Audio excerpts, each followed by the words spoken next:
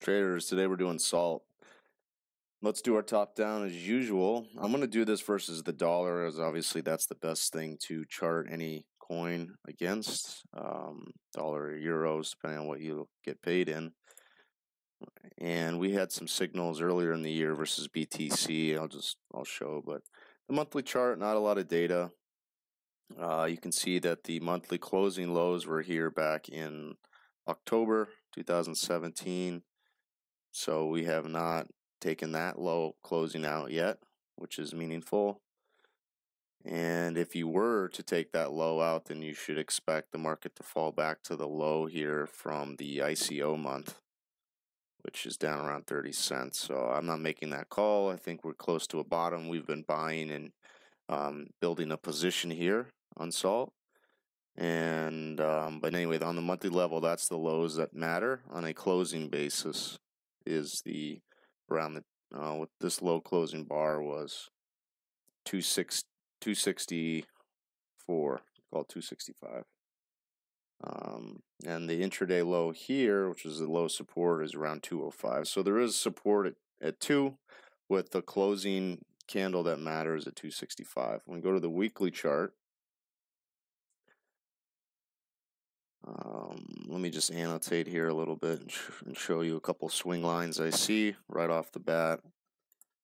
So in our model, there's a swing line buy setup we use. I explain it a lot here publicly and openly on these videos.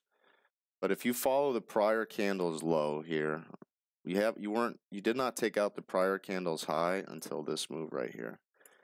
And this is very helpful timing setup and strategy, because it keeps you on what we call the right-hand side of the cycle, or the right-hand side of the chart, versus buying on the down cycle, which obviously gets you out of the money, puts your average cost way above the market, and you're losing money while your timing is just poor on the left-hand side.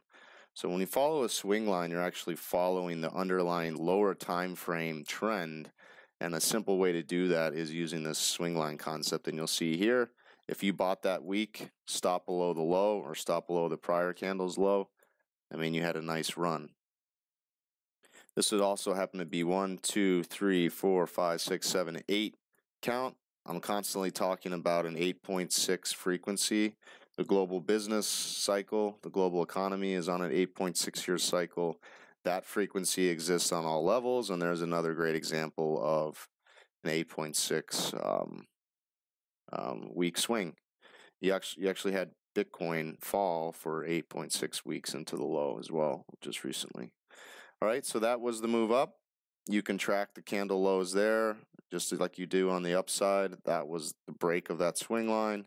That started this down cycle. You can also see this down cycle here on the stochastic that we like to use.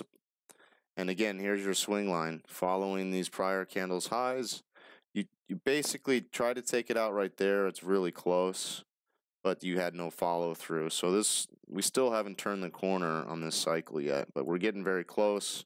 So we've been nibbling and been slowly adding. If and when we turn this cycle back up on the right-hand side of the chart, that's the point. That's the time to get more aggressive. We'll probably double and triple our position. Go to the daily level. You can see several things. I'll just point out the previous rally started when you got above the bands. So we are at lower highs.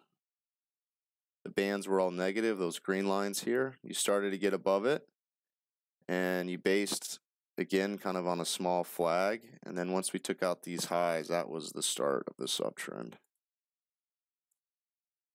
Right in here.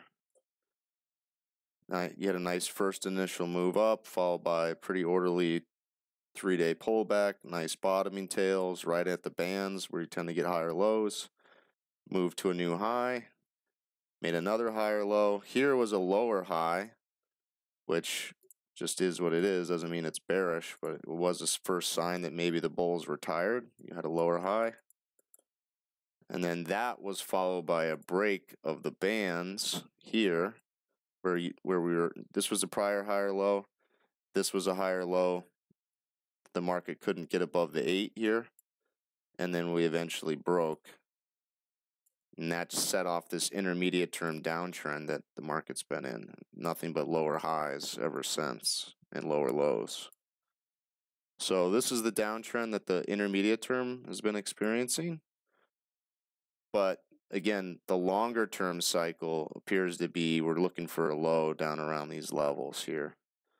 So we've been nibbling, like I said. Now the key pivot on the upside to get the intermediate term back to bullish, you can see that the daily cycle is low there also, and I'll go back and point that out. Another good reason from a timing perspective why you want to be adding is this daily cycle right here.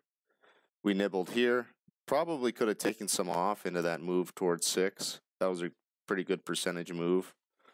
But I didn't want to lighten up too much on the position. I think this is one where we want to be a little bit more aggressive on.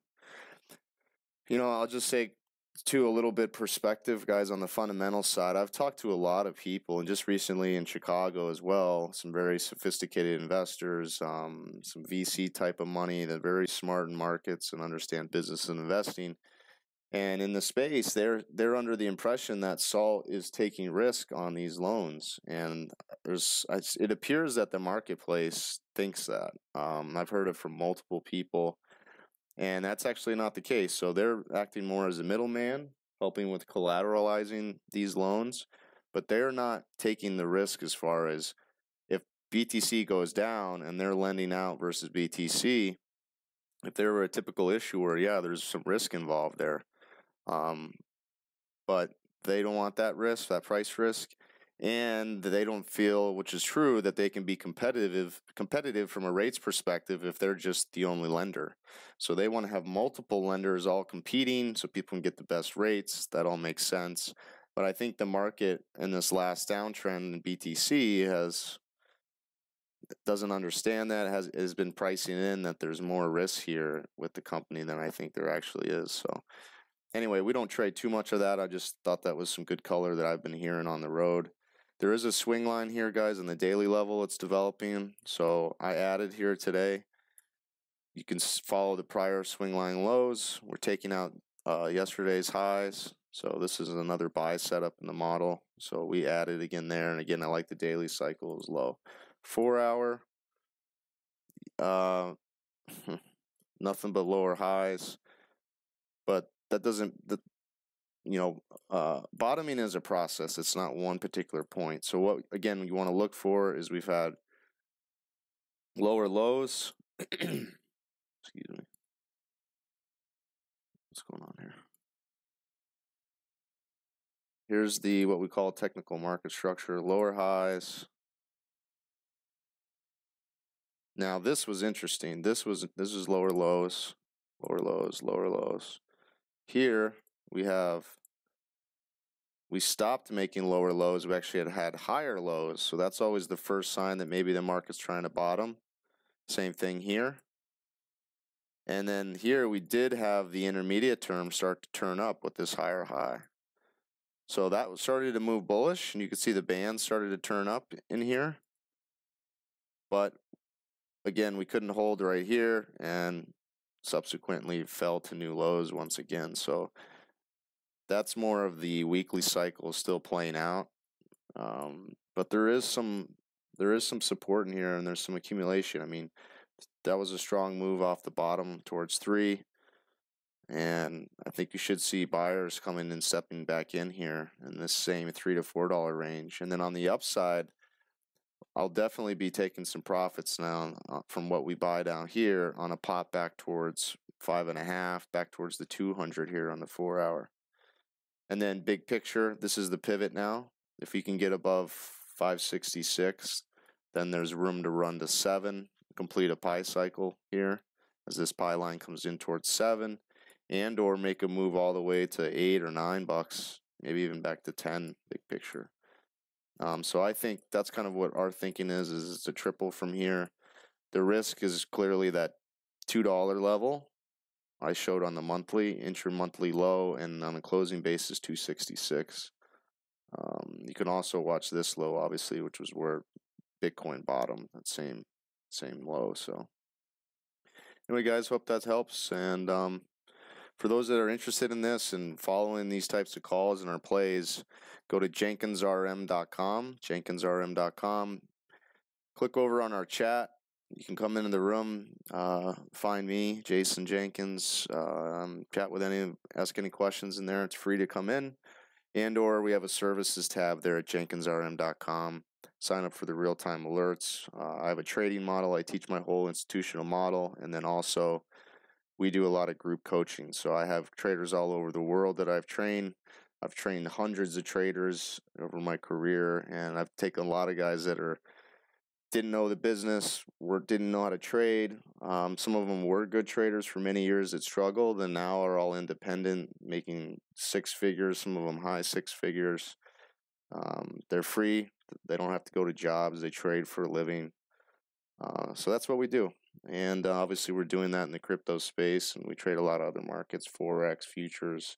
I was a bond trader in the treasury market for 10 years on the institutional side. So that's what we do. That's where to get involved with us. And you guys enjoy the rest of your week and weekend.